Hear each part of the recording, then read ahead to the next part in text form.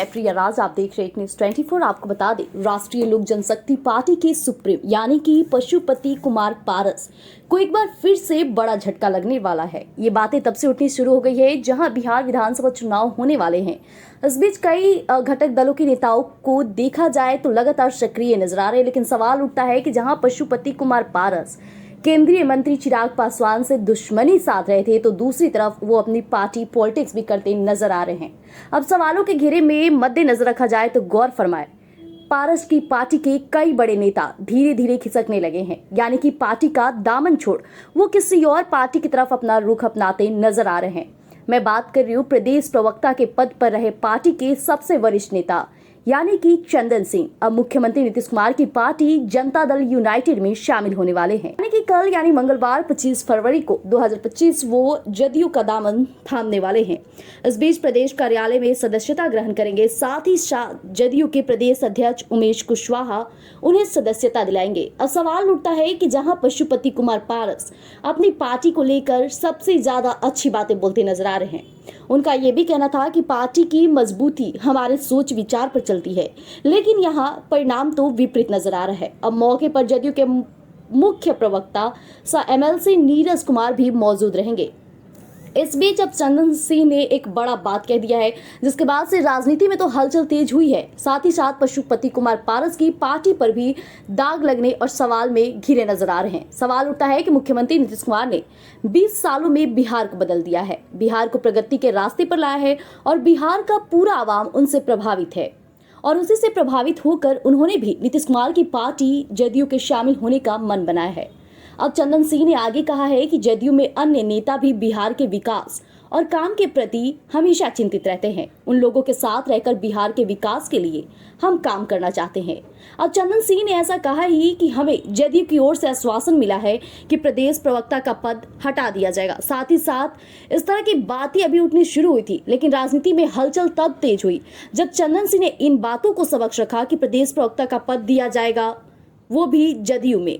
यानी कि जदयू पार्टी कोई आम पार्टी नहीं है और बिहार की राजनीति में नीतीश कुमार की ये पार्टी सबसे ज्यादा चर्चे में रही है।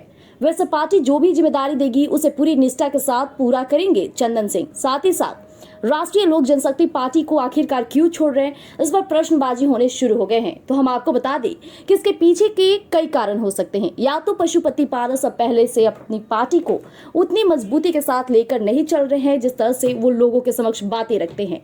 अब सवाल ये भी होता है कि जहां पशुपति पारस आने वाले चुनाव के लिए सक्रिय नजर आते हैं और ये भी बातें दावा करे कि 243 सीटों पर वो चुनाव लड़ेंगे और साथ ही साथ तैयारी इस तरह से चल रही है कि जीत हासिल करने की भी बातें कर रहे हैं, लेकिन परिणाम तो कुछ और ही स्वरूप आ रहा है।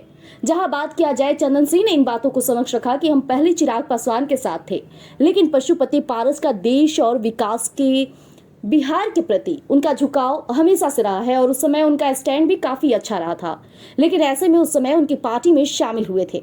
अब बीते दिनों में पार्टी और पार्टी के जो सुप्रीमो हैं यानी कि पशुपति कुमार पारस, उनका स्टैंड धीरे धीरे बदलने लगा है, वो रास्ते से भटकते नजर आ रहे हैं। अब चंदन सिंह ने उनपे आरोप प्रत्यारोप के बीच ये भी कहा कि पहले वो पशुपति पारस यानी कि प्रधानमंत्री नरेंद्र मोदी और एनडीए का गुणगान करते थे और अब वह लालू प्रसाद यादव और आरजेडी के करीब होने लगे हैं। और ये बातें तो हम आपके समक्ष इसलिए रख रहे हैं कि आपने भी गौर फरमाया होगा कि किस तरह से वो दही चूड़ा दिवस के दिन आरएलजेपी पार्टी में लालू प्रसाद यादव आए थे और उनकी तस्वीरें सोशल मीडिया पे जिस तरह से प्रभावित हो रही थी, वो यही बातों को समझ रही थी कि कहीं ना कहीं पशुपति पारस की नजदीकियां लालू प्रसाद यादव से बढ़ रही है। ये खास तौर पे राजनीति को तो चिंगारी की तरह उछाला ही। साफ तौर पे देखा जाए तो लालू प्रसाद यादव ने भी ये बातें कही थी कि पशुपति पारस जी बिहार में एक अच्छे स्टैंड के रूप में खड़े हैं। साथ ही साथ उन्होंने ये भी बातें कही थी कि बिहार के विकास में पशुपति पारस एक अच्छे चेहरे हैं।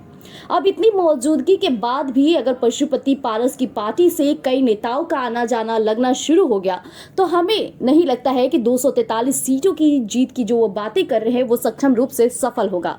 इस बीच पशुपति पारस बड़ी बातें करते नजर आ रहे हैं, यानी कि कई जिलों का निर्वहन के साथ साथ वो क्षेत्रीय में जा रहे हैं और लोगों से मुलाकात कर रहे हैं। इसके बाद वो चिराग पासवान की तारीफों की जगह आलोचनाएं करना शुरू कर दिए हैं। इसके बाद भी अगर पशुपति पारस इस बार की राजनीति में आगे नहीं बढ़ते हैं तो सवाल जवाब के बीच प्रिंस राज का भी नाम शामिल होगा।